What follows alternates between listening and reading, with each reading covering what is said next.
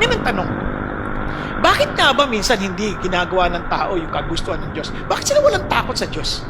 Alam nyo, kadalasan ang mga tao kaya sila walang takot sa Diyos kasi ignorante sila sa bagay ng Diyos. Hindi nila kilala si God. Ang daming tao hindi nila kilala si God. Marami silang konsepto tungkol sa Diyos, pero hindi nila kilala ang Diyos. Tingnan nyo po sa Exodus.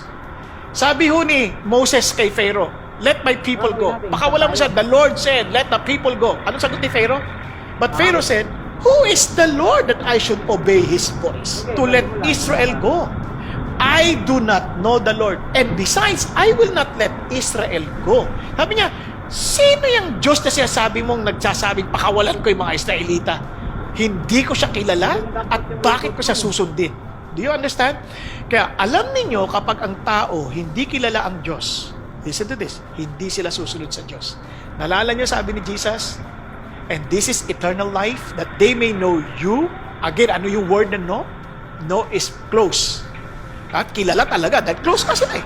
And sabi niya, "And the one whom you have sent."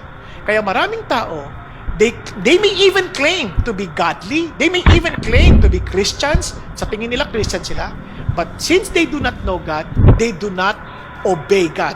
And minsan, they're trying their best to obey God, but not in God's ways. Kasi sa isip nila, ginagawa ko naman kalooban ng Diyos eh. Tanong ko, alam mo ba